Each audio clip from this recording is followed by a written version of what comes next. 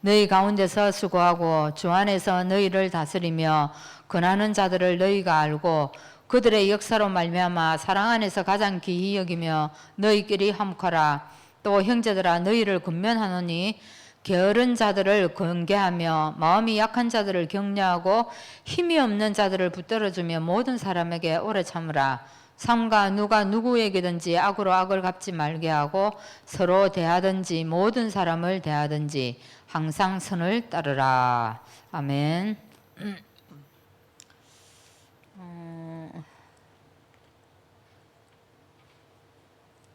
540.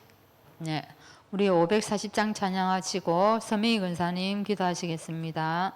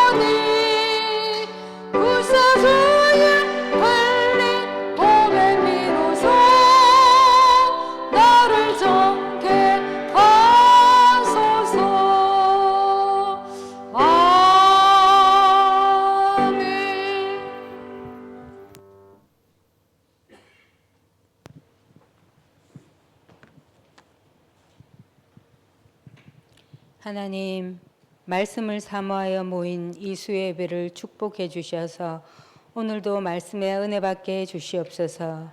이 시간 천상교회의 축복을 주셔서 하나님 형상이 회복되게 해 주시고 하나님과 교제가 되어지는 시간 되게 해 주시옵소서. 하나님, 우리가 늘 찬양하며 몸과 마음을 드리는 참 예배자가 되게 해 주옵소서. 하나님, 우리 모든 생활 속에 문제들 속에 기도할 수 있도록 은혜를 다하여 주시옵소서. 늘 생명 살리는 전도자로 살아가게 해주시고 교회를 세우는 헌신자로 살아가게 해주시옵소서. 하나님, 우리 신앙이 날마다 성장하여 우리 안에 하나님 나라 임하며 우리가 가는 모든 곳에 하나님 나라 임하는 데 쓰임받게 해주시옵소서. 우리 박 목사님 늘 성령 충만과 오력을 더하여 주셔서 강단에서 오직 말씀이 복음이 선포되어지게 해주시고 하나님과 뜻과 계획이 증거되어지게 해주시옵소서. 우리 목사님 끝까지 복음 운동에 쓰임 받도록 특별히 건강을 지켜 주시옵소서. 하나님 우리 김 목사님, 나존사님, 고존사님, 사모님께 하나님 날마다 말씀과 기도에 전무할 수 있도록 은혜를 다해 주시며 복음 누리고 전도자로 살아갈 수 있도록 성령 충만 주시옵소서. 하나님 우리 한빛교회가 복음으로 충만한 교회 되게 해 주옵소서. 성도 간의 교제가 복음으로 소통되어지며 예수 제자로 세워지는 교회 되게 해 주시옵소서. 그래서 우리 교회가 전도가 되어지고 선교가 되어지는 교회 되게 해 주시옵소서. 우리 렘넌트들 축복해 주셔서 오직 복음 깨닫게 해 주시고 하나님 학업에 승리할 수 있도록 기도의 은혜를 다하여 주시며 늘 말씀에 굳게 설 수 있도록 우리 렘넌트들 붙들어 주시옵소서. 치료 중에 있는 우리 유오고 집사님 하나님 은혜를 다하여 주시사 복음이 깨달아지고 누려지게 해주시며 하나님의 치유의 손길이 함께 해주시옵소서. 우리 강소윤 성도님 붙들어 주시고 하나님 눈이 치료될 수 있도록 좋은 의사 만나게 해주시고 치유의 길을 열어주시옵소서. 우리 이예슬 집사님 붙들어 주시고 태아에게도 은혜를 더해 주셔서 강건케 해 주시옵소서. 성령 충만 주시옵소서. 러시아와 파키스탄, 미얀마, 에티오피아, RTS 학생들에게 은혜를 더해 주셔서 이 복음이 깨달아지게 해주시고 복음의 증인으로 일어나서 그 나라 살리는 목회자들이 일어나게 해주시옵소서. 이 시간도 말씀에 집중하게 해주시고 언약이 깨달아지며 우리 심령 속에 뿌리 내리는 귀한 시간이 될 수 있도록 하나님 이 예배를 방해하는 모든 흑암의 세력이 무너지며 오직 하나님만 바라는 이 시간 되게 해 주옵소서. 예수 그리스도 이름으로 기도드리옵나이다. 아멘.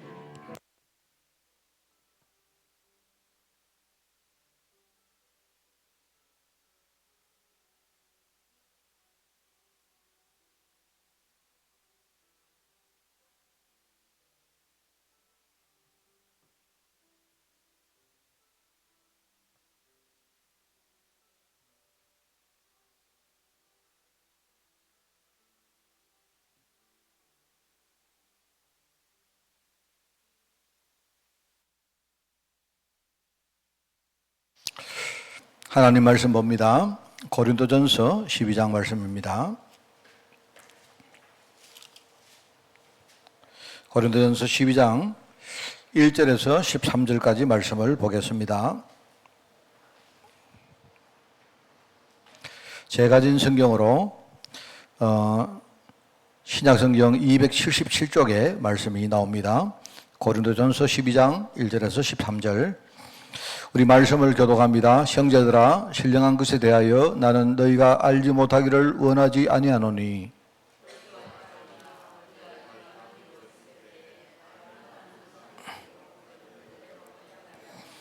그러므로 내가 너희에게 알리노니 하나님의 영으로 말하는 자는 누구든지 예수를 저주할 자라 하지 아니하고 또 성령으로 아니하고는 누구든지 예수를 주시라 할 수 없느니라. 직분은 여러 가지나 주는 같으며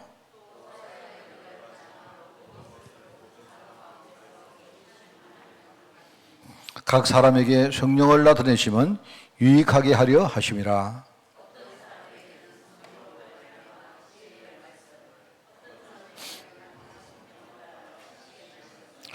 다른 사람에게는 같은 성령으로 믿음을, 어떤 사람에게는 한 성령으로 병 고치는 은사를,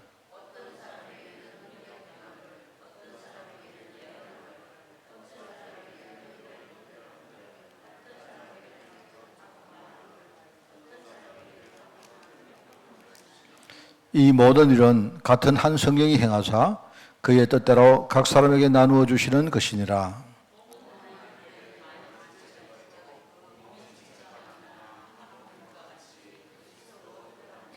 우리 13절을 같이 읽습니다. 우리가 유대인이나 헬라인이나 종이나 자유인이나 다 한 성령으로 세례를 받아 한 몸이 되었고 또 다 한 성령을 마시게 하셨느니라. 아멘. 자, 오늘 우리 77과입니다. 우리 반드시 실패하는 전도 신비주의에 대한 이야기를 좀 나누겠습니다. 신비주의.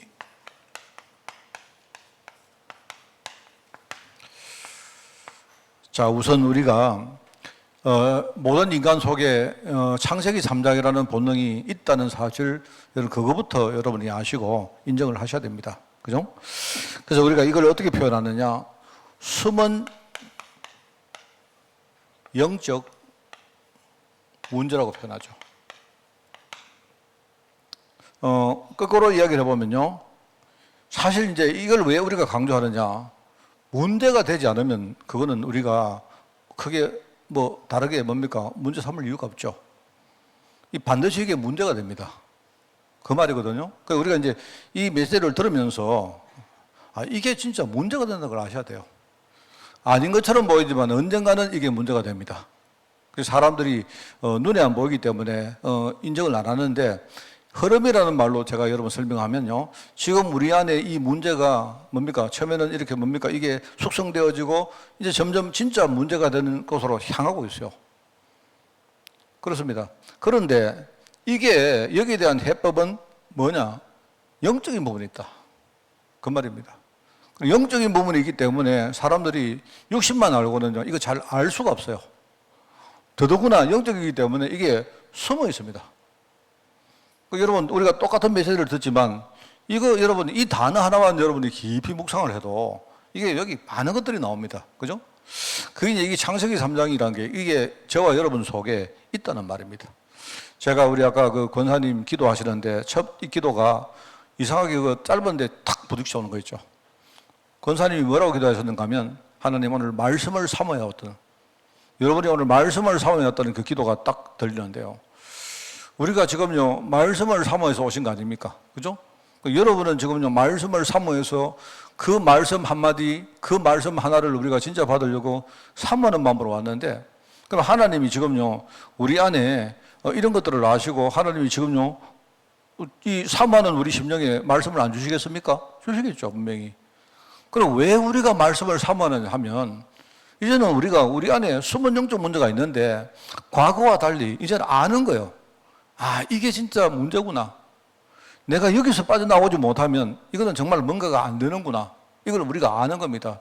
그리고 우리가 어선풀이하지만 여기에 대한 답이 이제 영적인 답, 말하자면 복음에 있다는 사실을 우리가 알기 때문에 오늘 여러분이 그걸 아니까 사슴이, 여러분 있지 않습니까? 목마른 사슴이 시냇가 가서 물을 찾듯이 여러분이 말씀을 사모하는 마음으로 우리가 온 거예요.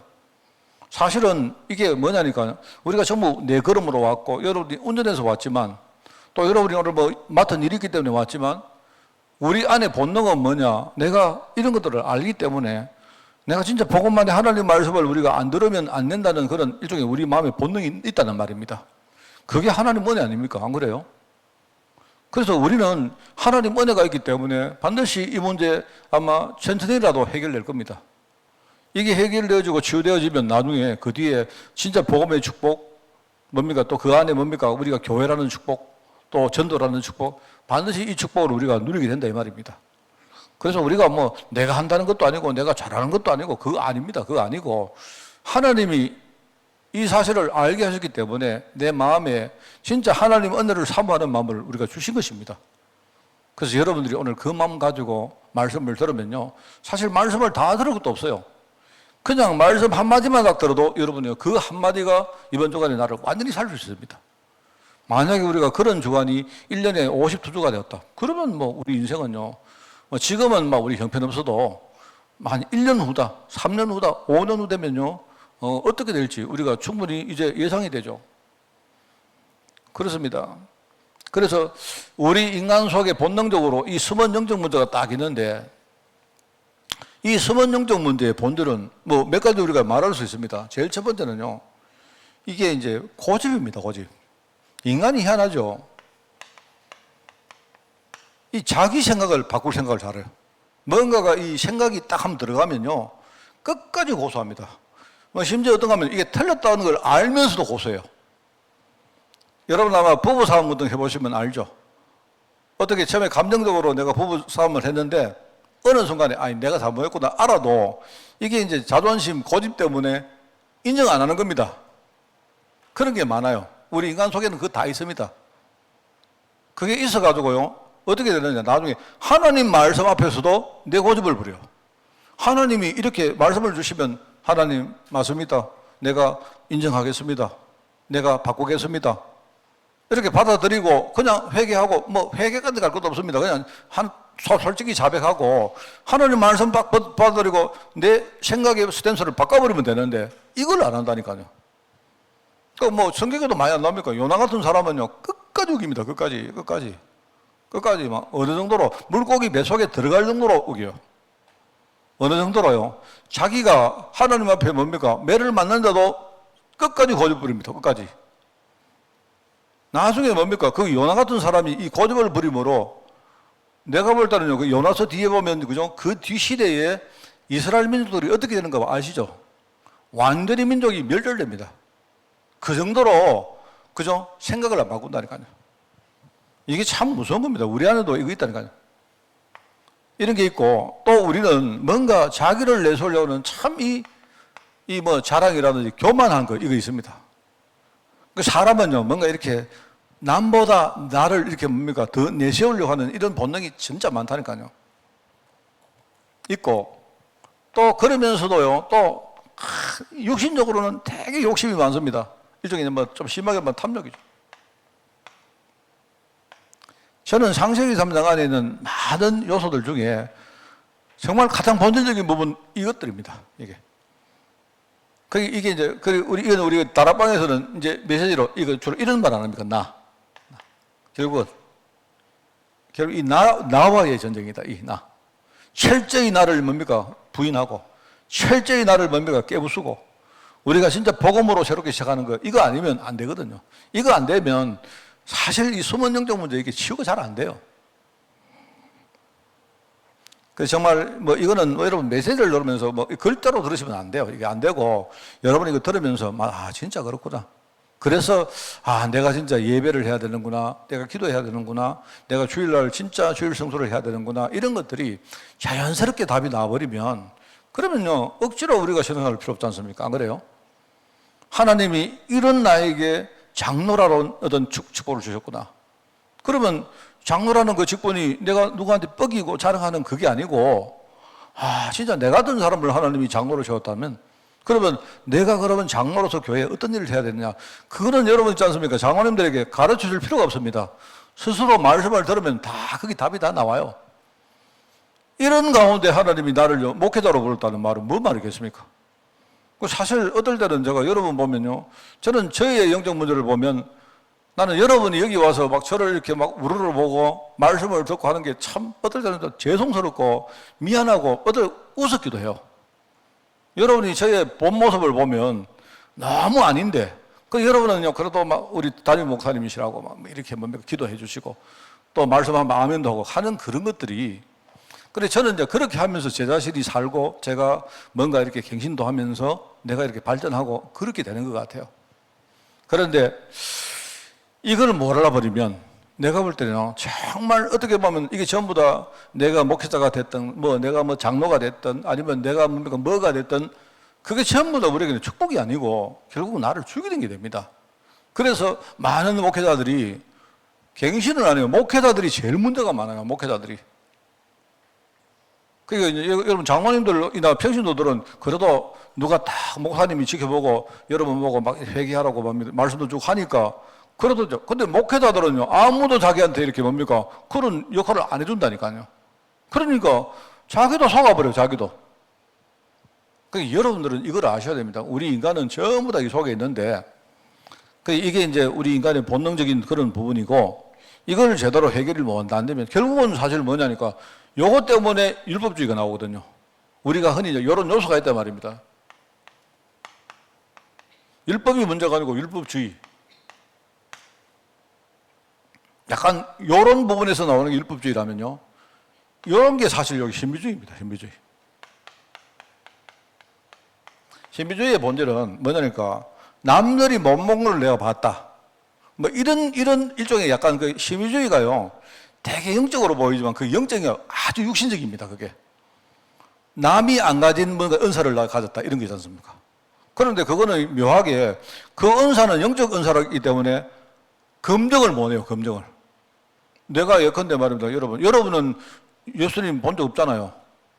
없지 않습니까? 근데 나는 어젯밤에 꿈에 예수님 봤다. 예수님이 어떤 분이더냐? 예수님이 밤에 나타나셔가지고 박 목사야, 내 손을 잡아줬다. 여러분 어떻게 검증하랍니까? 그러니까 뭐냐니까 이 신민주의를 주장하는 사람들은 주로 어떤 마음이 있는가 하면 남이 없는 건 나 있다. 남보다 내가 더 이런 일종의 굉장히 육신적인 본능을 가지고 있는 거예요. 그게. 그러니까 예언 때문에 방언 때문에 싸우는 사람들이 전부 뭐냐? 네가 가진 예언을, 네가 가진 은사를 내가 가졌다. 이것 때문에 싸운다 아닙니까? 그게 겉으로 볼 때 이렇게 영적인 문제 같지만 그 영적 문제가 아니고 굉장히 육신적인 문제입니다. 그게. 이걸 여러분 아셔야 돼요. 그래서 여러분이 있지 않습니까? 여러분이 만약에 저한테 와서 제가 없는 은사를 여러분이 가지고 있다. 뭐 그래, 아이고 그러네요, 감사하네요 이러고 말아야지. 뭐 여러분이 제가 없는 은사를 가지셨다면 뭐 어쩌란 말입니까? 제가 여러분 앞에 무릎 꿇고 그러면요, 아 대단합니다 스승님, 한수 뭐 저한테 한수 가르치죠 이래야 되겠습니까? 우리가 은사를 받았다는 말은, 은사는요 영어로 일종의 뭡니까? 일종의 그레이스, 은혜입니다. 은혜. 은사는 하나님이 은혜로 주시는 선물을 말하잖아요. 그게. 그죠? 그거 아닙니까? 내가 어떤 사람에게 주신 선물인데, 이거는 뭐 내가 잘나서 받은 게 아니고 하나님이 나를 특별히 생각해서 주셨기 때문에 나는 오히려 미안해야 되고, 그 진짜 뭡니까? 성실하게, 신실하게 그걸 우리가 이 감당을 해야 되는데, 사람들은 어떻게 하느냐? 이거 가지고 뭡니까? 막 뻐기고, 그렇습니다. 이게 참 문제예요. 그리고 뭐 여러분, 이 탐욕, 이게 결국은 우리 교회 안의 세속주의 같은 거. 뭐 이런 문제라고 생각합니다. 이런 문제가 사실은 이게 다 통합니다. 이게 창세기 3장이라는 그 창세기 3장 속에는 가장 본질의 이익이 나라는 요 속에서 다 일종의 통하는 거예요. 통하는 거. 그렇습니다. 그래서 이제 이걸 우리가 먼저 생각하면서 여러분 신비주의에 대한 이야기를 우리가 좀 하려고 합니다.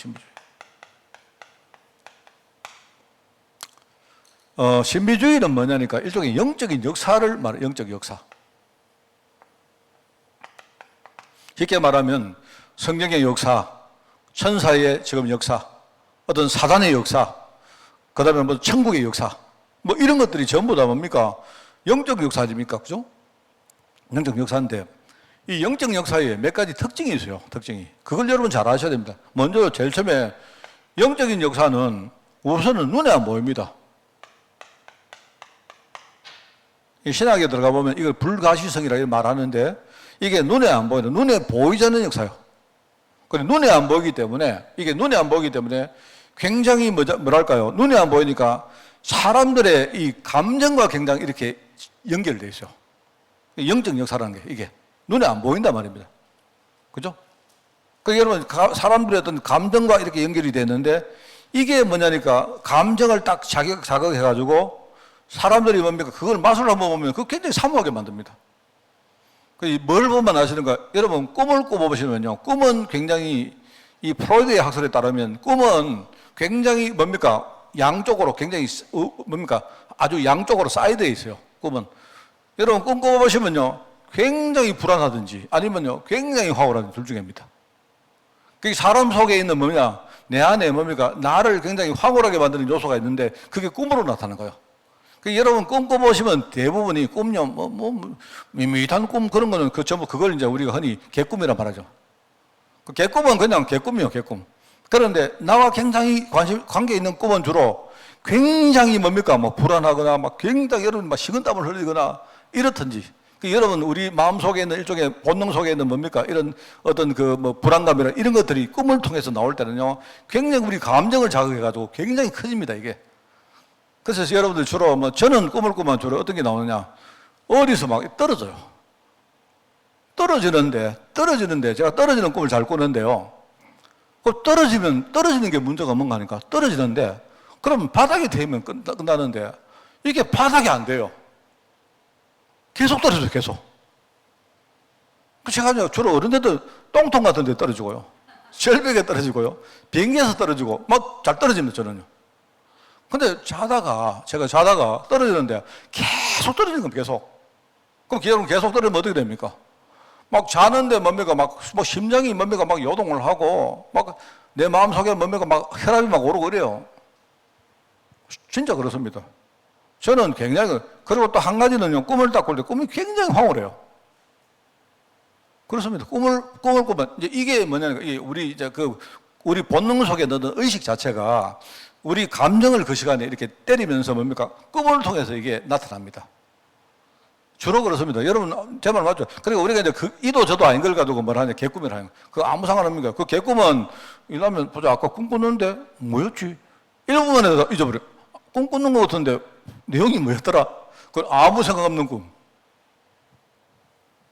이게 왜냐니까, 이게요, 이런 영적 역사는 눈에 안 보이기 때문에 상당히 우리 어떤 감정과 관계있다. 이걸 아셔야 됩니다. 그런데 이걸 감정이라고 말하니까 참 좋아 보이지만 사실 이 감정이 뭐냐, 이게 숨은 영적 문제거든요. 이 굉장히 관계가 있어요. 그러니까 여러분들이 좋아하는 거 있지 않습니까? 꿈꿀 때는 몸속입니다. 여러분 여자 되게 좋아하면 꿈에 여자가 막 나타나고 이렇습니다. 그 꿈꿀 때는요, 그거 다 절대로 꿈은 몸속이에요. 여러분 꿈을 딱 꾸면 이런 요소가 내 속에 많구나라고 느끼시면 맞아요, 그게. 그렇습니다. 그리고 이게 어떤 게 아닌가, 눈에도 안 보이지만, 눈에 안 보이니까 설명이 잘 안 돼요, 설명. 이게 영적 역사는. 이게 뭐냐, 이런 겁니다. 상당히 추상적인데, 많은 정보가 그 안에 함축되어 있는 겁니다. 그러니까 여러분 있지 않습니까? 여러분이 만약에, 여러분이 어느 날 천국을 봤습니다. 그죠? 그 천국을 봤는데, 자, 내가 조장로님이 천국을 봤는데, 내한테, 목사님 어제 내가 꿈 꿨는데 천국 봤습니다. 설명해봐라. 설명해보소. 이러면, 설명요? 보자. 천국을 어떻게 설명하지? 그게 이제 일종의 뭐냐, 그 형상 속에 많은 정보가 탁 들어가 있는 거예요, 그게. 내가 설명을 너무 많아가 못 하는데, 우리 인간의 말로 설명이 안 되는 겁니다, 그게. 그러다 보니까 이게 이제 무슨 문제가 되느냐, 이게 설명이 안 되다 보니까 무슨 굉장히 명확한 게 없는 거예요, 명확한. 일종의 명확한 내용이 없는 겁니다. 그리고 제가 볼 때 이 영적 역사는 희한하게도 이러다 보니까 미혹당하기 굉장히 쉬워요. 누가 그걸 가지고, 그럼 여러분, 우리 보통 사람 안 합니까? 꿈을 꿨는데 뒤숭숭하니까 무당을 찾아갔어요. 그럼 무당이 찾아가는가, 무당이 그 꿈을 딱 듣고는 있잖아 하면서, 이렇게 무당이 점쟁이가 좀 흔들어보고, 보니까 당신 죽은 누군가가 어쩌고저쩌고 이러니까 갑자기 이런 건 뭔가 여러분 다른 일 같으면 안 그러는데 내가 꿈꾸고 뒤숭숭하니까요, 누가 딱 뭡니까 건드리면서 이용을 딱 하면 바로 내가 뭡니까 거기 속아버리고 거기 뭡니까 홀 빠지는 거예요. 이게 내가 우리 어떤 영적 역사의 아주 안 좋은 부분을 내가 설명합니다. 이러다 보니까 굉장히 이게 나중에요, 우리가 이 복음을 이해하는데 굉장히 장애물이 됩니다. 이런 것도 있다. 자, 여러분 이걸 생각하면서 사단이 요거 되게 잘 이용합니다, 여러분. 그래서 제가 여러분 우리 교회는 그런 분 없어서 참 다행인데, 제가 옛날에 다녔던 교회에 그런 분 있었거든요. 맨날 첫날 자기는 뭡니까 이렇게 뭘 봤다 하는 사람이 있어요. 봤으면 웃자라고 그냥. 여러분이 만약에 환상 가운데 주님을 보셨다. 예, 주님을 보셨는데 주님 아닐 수도 있습니다. 보셨거든. 봤네? 어제 봤는데 내가 어제 본 그 사람이 주님일 수도 있고 아닐 수도 있다. 그러고 말면 돼요. 왜 그러냐? 주님은 어떻게 역사하시느냐? 주님은 우리에게 말씀으로 역사하십니다. 내 안에 언약의 말씀이 정확하게 정리되어 있고 딱 뿌리를 내리고 있다면요, 그 사람은요, 말씀 기준으로 볼 때 그 사람은 주님을 본 거고 주님하고 같이 사는 겁니다. 뭔 말 알겠습니까? 내 안에 언약의 말씀이 있으면요, 주님이 내 안에 계시는 거예요. 그 언약의 말씀이 주님이시기 때문에. 그러니까 여러분이 뭘 봤다 해가지고 봤으면 그거는 일종의 이제 부수적인 어떤 효과가 있습니다. 내가 언약 분명한데 어젯밤에 하나님이 나타나셨어. 그러면 뭡니까? 내가 언약 분명하기 때문에 주님이 나한테 보여주셨구나. 이러시면 돼요. 그냥 그거 더도 아니고 덜도 아니고 정확하게 여러분이 딱 그러면 됩니다. 이게 사단이 이런 거 가지고 얼마나 속이는지 모르죠. 그래서 우리가 내가 복음을 누리거나 우리가 전도할 때에 치명적으로 실패하는 게 뭐냐? 바로 이런 것들입니다. 그래서 지난 주간에는 율법주의 때문에 우리가 많은 전도에 많은 장애를 겪고, 오늘은 뭡니까? 이 신비주의라는 것이 겉으로 볼 때 참 좋은 말 아닙니까? 신비란 말은 영어로 미스터리인데 아주 뭐 미스터리하다 이런 게 되게 뭡니까? 신비스럽게 보이는데 이게 사실은 알고 보면 이 영적 문제하고 연결되어 있어요, 이게. 여러 가지고 결국은 뭐냐? 아주 좋아 보이는데 나중에 뭡니까? 마귀한테 잘 미혹당할 수 있는 좋은 그런 도구가 된다. 이걸 여러분이 아시면 됩니다. 자, 그래서 오늘 그걸 여러분이 생각하면서 메시지를 보겠습니다. 여기 보니까 첫 번째, 신비를 체험하는 것은 그 자체는 그렇게 틀린 것이 아니고 내가 볼 때 나쁜 것도 아니고, 자, 그러면 이렇게 또 말씀드리겠습니다. 그러면 다르게 말할게요. 신비를 체험하는 것은 그거는 맞는 것도 아닙니다. 좋은 것도 아닙니다. 뭐 말하겠습니까? 그냥 내가 꿈에서 뭘 봤다. 그건 그냥 꿈에서 뭐 본 거예요, 그냥. 여러분이 환상 가운데 뭘 봤다. 그건 그냥 본 겁니다, 여러분. 그렇지 않습니까? 하나님이 나에게 미래에 뭐 예언 은사를 주셨다. 예언 은사를 주셨으면 그냥, 뭐 감사한 거죠. 그러니까 여러분, 내가 신비를 체험했다는 말은 내 볼 때 틀린 것도 아니고 맞는 것도 아니고 나쁜 것도 아니고 좋은 것도 아니고 아닙니다. 그냥 그겁니다, 그냥. 맞죠?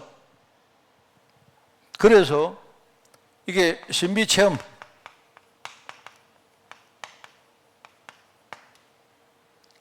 근데 그렇게 보면 내 안에 언약이 분명하게 정리가 안 되는 상태에서 내가 신비를 체험해버리면 우리는 언약보다 신비를 따라갈 가능성이 많은 거예요.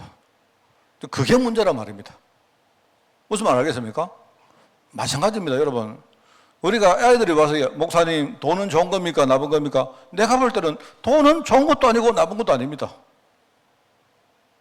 그렇습니다. 돈을 여러분 배격해야 될 것도 아니고 돈을 여러분이 그렇게 막 뭡니까? 막 사랑하면서 따라갈 것도 아닙니다.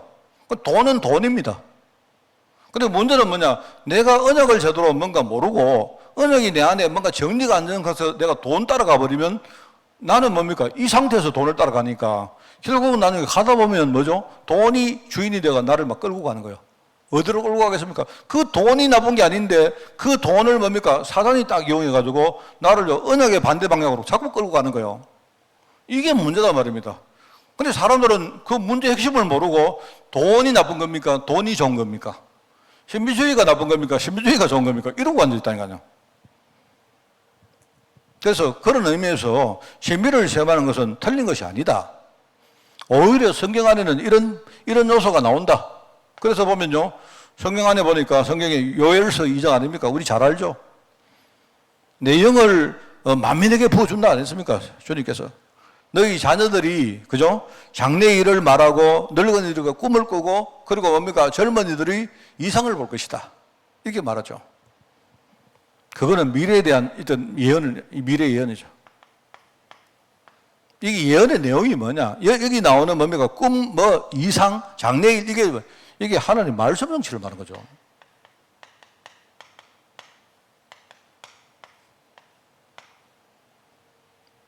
여러분들이 이걸 잘 아셔야 됩니다. 내가 꿈을 꾸는데 꿈이 이루어지느냐? 그게 아닙니다. 내가 꿈이 이루어지는 게 아니고 우리가 꿈을 이룬다는 말은 뭐죠? 하나님의 꿈을 이룬다는 말이에요, 그게. 그래서 사람들 교회에서도 이렇게 가르칩니다. 네가 어떤 꿈을 가지고 계속 거기에다가 마음을 넣어서 네가 기도하면 언젠가 그 꿈이 이루어질 거다. 이렇게 말해요. Your dreams come true. 너의 꿈이 이루어질 것이다. 이래 안 합니까? 미안하지만 성경은 그 말이 아니에요. 꿈을 이룬다는 말은요, 내 꿈이 아니고 하나님의 꿈은 말씀입니다, 말씀. 언약의 말씀이요, 언약. 하나님은요, 꿈꾸는 거는 이거 외에 없어요. 우리는 개꿈을 꾸지만 하나님은 개꿈 안 꿉니다. 우리는 개꿈을 꾸는데 우리는요, 오늘 내가 이래 설교하고도 집에 가서 뭐 이상한 것도 꾸고 합니다. 근데 하나님 꿈은요, 처음부터 일정해요. 이 하나님의 꿈은요, 변개할 수가 없습니다. 누가 바꿀 수가 없어요. 이걸 보인다 말이에요. 너를 통해서, 우리를 통해서 하나님이 하나님의 말씀을 성취할 것이다. 그게 바로 요엘서 2장의 내용입니다. 그러면서 구체적으로 이제 사도행전에 오면 뭡니까? 오직 성령이 바로 이 말씀을 이루시는 주체가 오신 거예요. 여러분, 성령께서 하시는 제일 큰 작업이 뭐죠? 말씀을 이루는 작업이에요. 성령. 오직 성령이 이루시면, 임하시면 너희가 권능을 받고 그리고 땅까지 복음의 증인될 것이다. 이게 원래 하나님이 세운 약속입니다. 약속. 언약의 말씀이 성령을 통해서 이루어지는 거예요. 그러면서 이 언약의 말씀을 붙들었단 말입니다. 쉽게 말하면 언약. 이 약속을 붙든 성도들에게 이 약속대로 뭡니까? 창세기 2장에 보니까, 사도행전 2장에 보니까 하나님의 말씀이 성취되기 시작한 거예요. 그러니까 이거는 전부 다 똑같은 말씀입니다. 똑같은 말씀. 여기 보면 사도행전 19장에 보니까 19장은 에베소에서 일어나는 일이죠. 그게 이렇게 나옵니다. 바울이 안수를 하니까 성령이 그들에게 임했다. 이게 굉장히 중요한 말이거든요.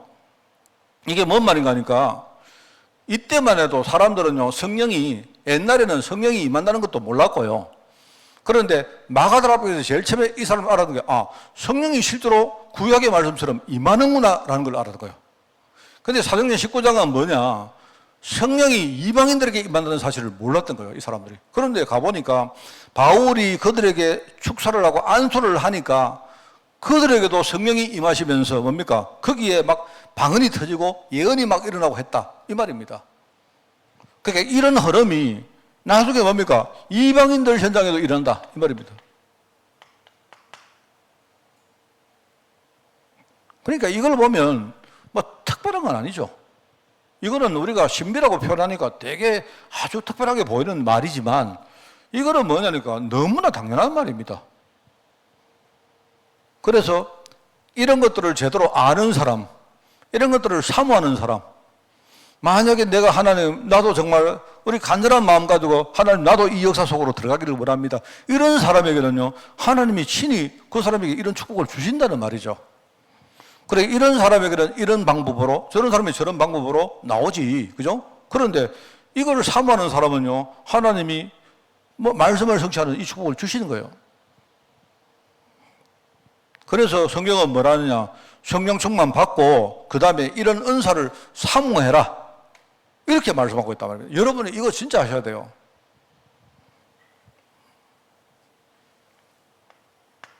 그러니까 우리가 이거 신비라고 말하지만 사실 하나님 볼 때 이거는 신비가 너무 당연한 거지 신비가 아닙니다. 뭐 예컨대 홍해가 갈라졌다. 신비하다. 하나님 볼 때는 신비한 게 아니죠. 원래는요, 가나안 땅으로 길이 쫙 나게 돼 있는데 물을 지가 앞에 막고 있었잖아요. 지가. 하나님 물아 비켜라. 뭔 말 알겠습니까? 우리가 볼 때는요, 야, 물이 가는 신기하다. 원래는요, 거기 땅이 나 있어야 돼요. 근데 하나님이 거기다가 왜 물을 잠시 갖다 놨느냐? 이스라엘 백성들이 그냥 땅을 만들어 놓으면 이 사람을 가다가 돌아올 거거든요. 그러니까 하나님이 거기다가 물을 딱 놔둔 거예요. 물을. 그러니까 이 사람들이 물이 갈라지면서 건너갔는데 물을 다시 뭡니까? 원이 지었겠단 말입니다. 그러면서 하나님이 너 이제 돌아오지 마라. 돌아올 생각 좀 하지 마라. 너희들은 하나님 자녀니까 앞으로 다시 불신자의 꿈도 꾸지 마라. 이렇게 알겠지? 이러고는 가라. 그게 물입니다. 그게 물. 그럼 가는데 앞에 여리고성이 막고 있단 말입니다. 그럼 원래는 여리고성이 있으면 안 돼요. 그게 원래 가는데 쥐가 막고 쥐가 여리고 쥐가 와가지고 그쪽 앉아 있는 거 그게. 하나님이 여리고 너 비켜. 그런데 그냥 비키라 하는 게 아니고 뭐죠? 네 여기서 좀 막아라. 막아도 이 백성들 좀 괴롭히라. 그러니까 이 백성들이 하나님 좀 찾게 만들어라. 이래가지고 하나님 임시로 딱 세워놓는 거예요. 그게 원래 여리고성은 있으면 안 됩니다. 그게 알겠습니까? 여러분 홍수도 나왔고 뭐 가뭄도 나오고 뭐 기아도 나오고 외적도 쳐들어오고 전부 다 원래 있으면 안 되는 거예요. 그게. 근데 하나님이 우리를 믿음의 사람을 만들려고 임시로 다 갖다 놓는 겁니다. 갖다 놓는 거. 여러분들이 만약에 살아가다가 실패했다. 원래 여러분 실패하면 안 돼요. 하나님의 정인으로 살아야지. 근데 하나님이 임시로 여러분에게 실패를 딱 갖다 놓은 거예요. 왜 그렇습니까? 그 실패 통해서 뭡니까? 여러분이 생각 좀 바꾸고 복음 속으로 들어가고 하나님만 바라보게 만들고 기도 진짜 아는 사람 기도하게 만들고 그죠? 귓구멍이 완전히 뭡니까? 막 완전히 막힌 사람한테 귓구멍도 소재가 떨어지고 막 안 합니까? 그 사람들 그래요. 좀 문제 만나면 그때부터 말씀이 들리기 시작해요. 주야. 문제 없을 때 뭡니까? 교회 예배드리는데 딴 거 쳐다보다가. 그렇습니다, 여러분. 이거는 이제 그냥 하는 말이 아니고 제가 살아보니까 하나님이 원래 저를요, 하나님이 복음운동 하는데 쓰시려고 저를 원래부터 정하시고 부르셨습니다. 그게 우리 말하는 예정이고 그게 하나님의 작정입니다. 예정은 하나님이 그 상태를 말하는 거고 작정은 하나님이 그렇게 하시려고 하나님의 의지를 말하는 거예요, 그게. 그런데 그렇게 했는데 보니까 내 꼴을 보니까 영 안 되겠거든요. 그래서 하나님 임시로 저기 실패를 하나님 부르신 겁니다. 택배 불러가지고 너 있잖아 저 박광채 저거 인간 안 되는데 저 인간 만들기 위해서 니 잠시 좀 이거 있거라. 그래가지고 니 두드리 패고 하나님 쳐다보게 만들고 해라. 야, 이거 임시로 미션 주는 거예요. 진짜입니다, 여러분. 진짜. 이거 보면 그러니까 우리 신비라는 건 특별하게 생각할 필요가 안 오죠. 그런데 이거를 가지고 사람들이 하나님 언약에 대해서 전혀 모르고 이것만 앉아가지고 뭐 이상한 이거는 완전히 어불성설입니다. 내가 볼 때. 이게 참 중요한 말이죠. 이게 영적 문제와 관계 있다.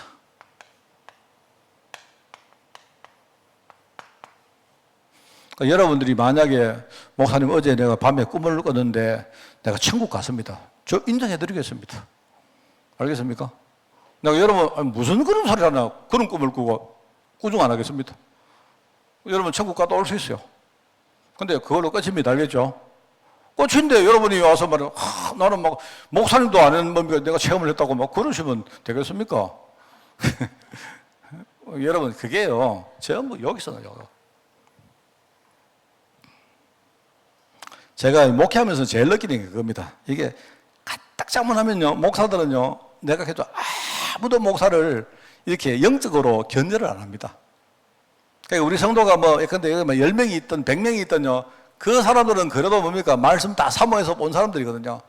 그러니까 여러분들이 저를 섬기주고 감사한데 그게 목회자는 자기 스스로가 뭡니까 하나님 말씀 앞에 서고 이렇게 하지 않으면요 자기도 모르게 자꾸 뭡니까 마귀에게 속아가는데 이거를 몰라요. 보면 영적 문제 가진 사람 그죠?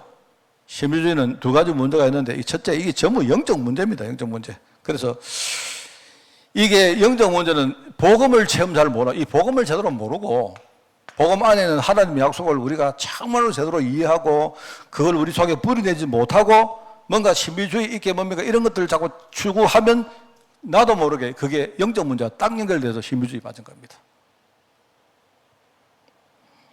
이게 해결되는 것처럼 보이지만 해결이 안 됩니다. 해결이 안 되고 갈수록 점점 심해지고 결국 그 문제 때문에 이상한 쪽으로 갑니다. 왜 그렇습니까? 바로 사단이 흑암이 굉장히 좋아하는 거예요.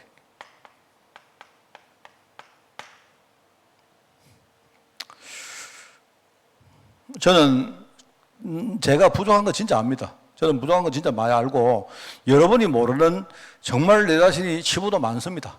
그래 많은데 제가 여러분 그 치부를 여러분이 저 치부를 알고 뭐 비난하고 하라는 뜻이 아니고요. 저는 내 치부를 알기 때문에 나는 그거 붙들고 내가 보험 속으로 들어가려고 나는 애를 써왔고요. 그렇습니다. 그런데 제가 이래 보면서 느끼는 게 이걸 느끼는 겁니다. 이게 이제 오늘 우리 율법주의라든지 이런 거 이야기하면서 이게 참 무서워요. 이게 예를 들어서 교회도 뭡니까? 우리 교회에 예를 들어 지난 주간에 제가 재정 이야기 안 했습니까? 그러니까 우리 교회 재정이 있는데 내가 마음만 먹으면요 우리 교회 재정 내 마음대로 할 수 있어요. 그거는 내가 특별히 잘난 게 아니고 내가 서 있는 위치가 예를 들어 여러분이 제가 만약에 교회 재정을 내 마음대로 한다 칩시다. 그럼 여러분이 속으로 우리 목사님 왜 저럴까 싶어도 보통 성도들은 이 목회자에게 이렇게 대들거나 잘 안 해요. 그러니까 여러분들이 그냥 이렇게 조금 목사님 이렇게 충고를 할 때 내가 알아들어야 되는데 그렇게 안 한다니까요, 보통. 그런데 그렇기 때문에 목회자가 사실 목회자는요, 여러분보다 한 10배쯤 깨어있어야 됩니다. 내가 여러분 잘났다는 뜻이 아니고 내 포지션이 그렇단 말입니다. 더 조심하고 내가 사단의 괴계를 우리가 더 잘 알고 그죠? 거기에 대해서 내가 내 자신을 진짜 지키는 일을 더 열심히 해야 돼요. 안 그러면 이거는 목회자로는요, 이거는 끝간대로 갑니다. 이거는 계속 이거 브레이크가 없어요, 브레이크가. 안 그렇습니까? 예, 장관님들 계시지만 만약에 제가요, 여러분에게 문제 안 말만큼 교회 돈을 내 마음대로 썼다고 칩시다. 예컨대 내가 만약에 막 교회 땅을 내 마음대로 팔아먹고 이러면야 그건 문제되지만 내가 살금살금 우리 교회 재정을 내 마음대로 싹 해가 내 치부를 다 하늘 칩시다. 어떡하겠습니까, 여러분들이? 그런데 이제 그렇게 하다가 결국은 망하는 겁니다. 그렇게 하다가 내가 망하는 걸 너무 많이 봤어요. 그래서 정말 저는 생각할 때 있을 때 우리가 깨어야 되고요. 내가 뭔가 잘 된다고 생각할 때 진짜 내가 정신 차려야 되고요. 정말 그렇습니다. 이게 하나님이 우리 각 사람에게 날마다 하나님 은혜 사모라는 이유가 그거 아니겠습니까? 그죠? 그래서 여러분들이 저를 위해서 기도를 많이 해주셔야 돼요. 기도를 많이 해주시고 내가 정말로 스스로가 눈을 열고 그죠? 하나님 은혜를 사모하는 사람이 되도록 많이 여러분 그거 해주셔야 됩니다. 그래서 참 감사하게도 우리 교회는 전 참 이 교회가 너무너무 내가 감사한 교회를 저는 만났다고 생각해요. 그렇습니다. 그래서 제가 너무 교회가 감사하기 때문에 저는 반대로 나는 교회를 내가 어떻게 하든지 내 마음대로 안 하려고 나는 애를 많이 씁니다. 내 딸은 애를 많이 씁니다. 부족한 거 많이 쓰지만. 그 왜냐니까 저는 이게 무섭다는 거 알아요. 이 숨은 문제 이게 되게 무섭다는 거 알아요. 그런데 이런 것들이 이제 이 신비주의 문제와 딱 연결되어지면 결국은 뭐죠? 자꾸 이것 때문에 그래 아까 말했죠. 이겁니다. 문제가 안 되면 괜찮은데 언제가 문제가 된다니까요. 언젠가. 저는 이거요. 난 이 메시지 들을 때마다 너무 무섭습니다. 만약에 내 개인의 영적 문제 때문에 교회가 문제가 왔다 이럴 때 내가 나중에 천국에 가서 주님을 만나면 내가 주님께 받을 책임이나 그 어떤 비난은 얼마나 많겠습니까? 안 그래요?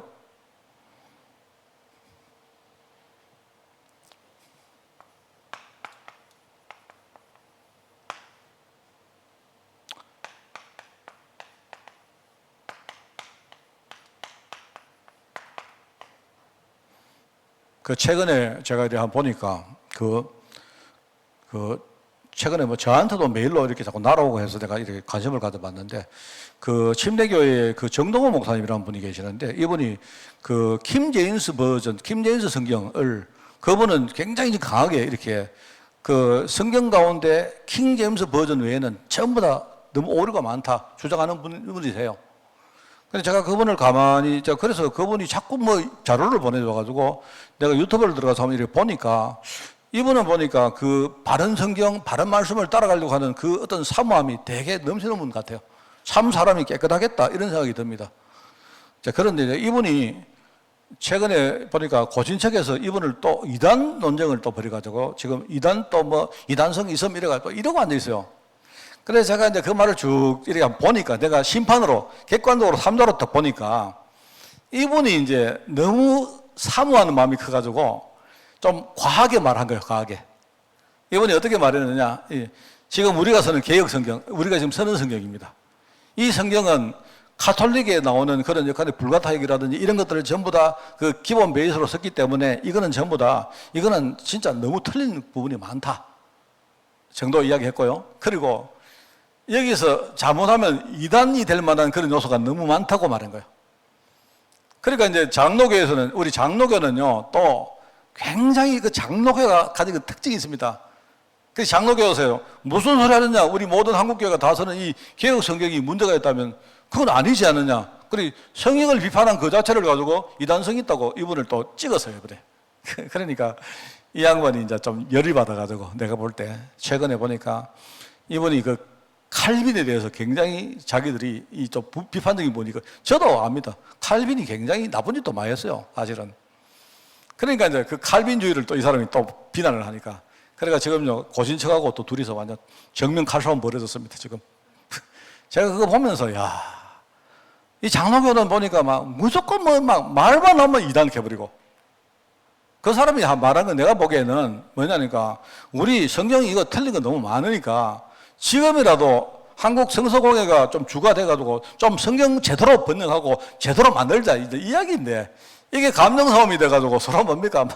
칼빈을 건드리고 해가지고 우리 장로교에서는요 칼빈 건드리면 난리 납니다.